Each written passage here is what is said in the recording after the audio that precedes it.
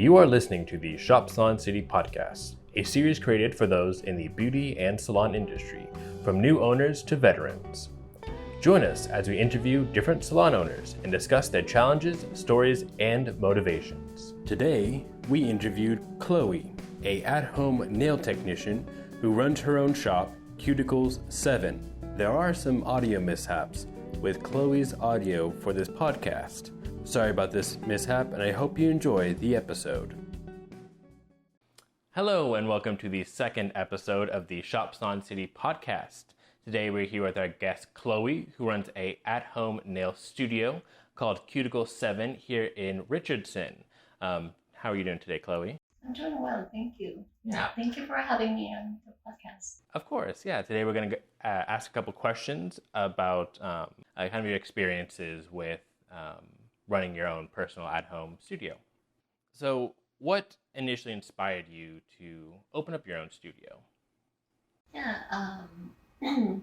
So at first I, when I was a kid, I always loved watching Japanese music video like J-pop. Oh, okay. And I remember seeing, I can't recall the artist, but I remember she had really long nails with, like 3D flowers and nail art going on. And pretty much seeing that blew my mind. And I, have, from then I have always have interest in nails and, little cute things and trinkets. And so I started out a few years ago doing my own polymer clay. I would mold little jewelries, little trinkets, little figurines. And from then I moved on to doing my own nails at home. And, I noticed I really like doing molding and doing this art. And I decided to have my own studio and pursue my dream as a nail technician. You're talking about some of the stuff that inspired you, like towards the beginning. What now inspires you today with your art that you're doing? I have a lot of inspiration from social media. There's a lot of trends going on, and social media is one of the big platform that I got a lot of inspiration from. Like Instagram, YouTube, there's a lot of nail educators and master that had a lot of influence in the industry and in terms of design and the trend. And I like to expand my inspiration, not just with the Western and the art and the style here. I also like follow Instagram of artists from other country, like from Europe and Japan. Oh, wow. And and they have a lot of different trend and different type of nail art. So I just, take my inspiration from pretty much everything around me. What are some of the biggest challenges that you face while opening up like your own personal business? To me personally, everyone is different. Their starting point. For me, starting my own studio at home, one of the biggest challenges is to start it. Because there's always a lot of reason why you should and should not, especially during a pandemic. Oh yeah, of course. The biggest challenge would just make the step and make it happen. Once that done, everything sort of just fall into place. Other challenge would be establishing myself in the industry, because as a new technician, you need to bring your value into the industry so they can see your value and your ability to design and create. So that also I think takes some time and patience for having client that love my nail art and where they would recommend other people. So that would be also like a challenge to me. where for every client that I work on, I always want them to, like love what I did. So Yeah. that to the point where, they would recommend other clients. That's what I'm driving for.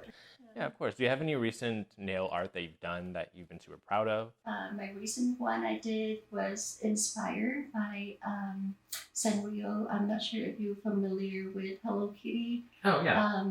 So I sort of incorporate my own clay molding interest back in the day.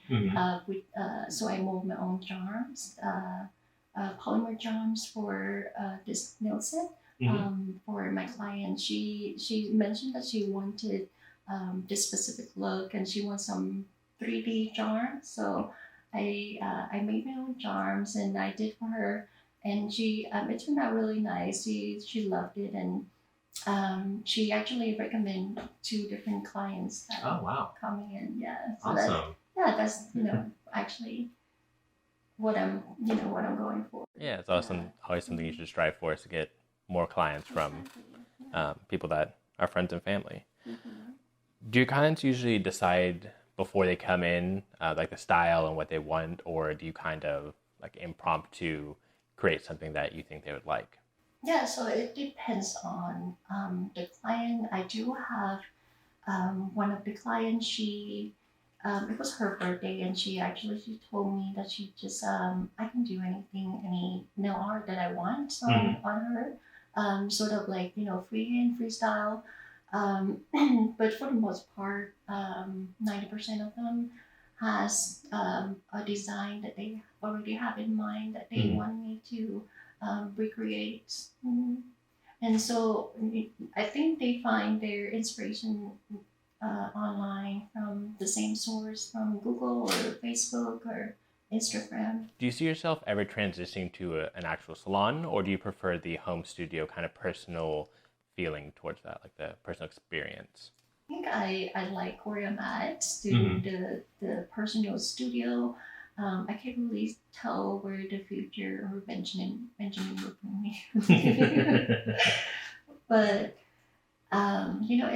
if I come across an opportunity to open up a salon, would I? Yeah, I think. Are there any items that you would recommend people buy when getting into the nail business that they may have not thought of before? When you first start out, I would recommend have your own station, and depends on the type of technician that you aiming to become. If either you're acrylic or gel, or you're both, then you would need a organizer and polish rack that would fit organize most of your products. I would you definitely need an air purifier. You might not think you need one, but it eventually become essential because it could help filter out some of the strong smell, especially if you are an acrylic technician. I would suggest a dust collector. It will be very helpful. A small handheld vacuum that's to get into this little corner that when you file the nails, there's lots of powder and dust. Sometimes the dust collector couldn't collect all of them, so the vacuum, especially just a small handheld vacuum, would come in very handy. So yeah, I think these are some of the things you might miss or might not think you would need, but are useful. Yeah. Awesome. Well, thank you so much, Chloe, for having us here at your personal studio. Anyone in the Richardson or Dallas area wanting to get their nails done from Chloe, we have her little business card here. I kind of can't see it. At Cuticles 7. You can follow you on which social media platforms do you prefer? Instagram, because you can see a lot of my work that I've done, and you can also book me on Instagram as well. Awesome. I have a book button up there. You just follow me at cute underscore ICL. Sorry, hold on one more time. Cute underscore ICLES7. Okay, awesome. Cuticle7 on Instagram. On Instagram. Yes. Well, thank you so much again, and I hope the rest of you have a great rest of the day. Thank you so much. Thank you for having me in your podcast. Of course. This podcast was paid for and sponsored by ShopSalonCity.com, the go-to online solution for hair, nail, spa, and barber salons that need equipment and furniture. Site-wide free shipping and unbeatable customer service are just a few reasons why we are trusted by thousands of salons worldwide. Thank you for listening to the podcast, and join us next month. Have a great rest of the day.